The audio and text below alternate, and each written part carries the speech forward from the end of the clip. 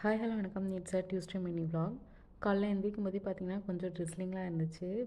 So காலையிலே கொஞ்சம் நல்லா தான் இருந்துச்சு அது பார்க்குறதுக்கு.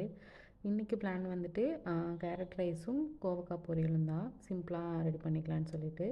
ஸோ எந்திரிச்ச உடனே ரைஸை வந்துட்டு அடுப்பில் வச்சுட்டு கோவக்காய்க்கு காய் கட் பண்ணிகிட்ருந்தேன். அதுக்கு முன்னாடியே முருங்கைக்கீரை சூப் வச்சு குடித்தாச்சு.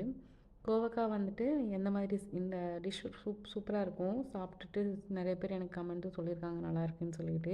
இந்த டிஷ் ஆல்ரெடி நான் அப்லோடும் பண்ணியிருக்கேன். நீங்களும் ட்ரை பண்ணி பாருங்கள், சூப்பராக இருக்கும். இதுக்கு வந்துட்டு ஒரு பவுடர் மட்டும் எக்ஸ்ட்ரா அரைப்போம். அது இந்த வீடியோட லாஸ்ட்டில் நான் சொல்கிறேன் என்ன பவுடர்னு சொல்லிட்டு.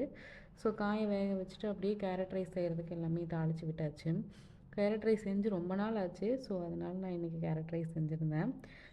ரொம்ப நாள் கழித்து சாப்பிட்றங்காட்டி ஒரு கொஞ்சம் எனக்கு கேரட் ரைஸில் வந்துட்டு அவ்வளோ ஃபுல்ஃபில் ஆகாது. ஏன்னா கேரட் இப்போ வந்துட்டு நல்லா ஸ்வீட்டாக இருக்கிற மாதிரி இருக்கும். பட் லஞ்சுக்கு சாப்பிடும்போது அதில் வந்துட்டு உப்பு போட்டிருந்தாலுமே கொஞ்சம் சால்ட் இல்லாத மாதிரி இருக்கும். அதே மாதிரி அந்த ஸ்வீட்னஸும் இருக்காது.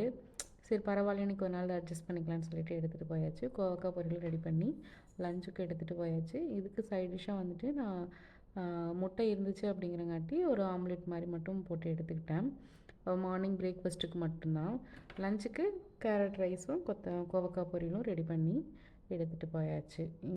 இன்றைக்கி ஸ்நாக்ஸுக்கு வெள்ளரிக்காய் இருந்துச்சு அப்படிங்கிறங்காட்டி அதையும் கட் பண்ணி பேக் பண்ணியாச்சு.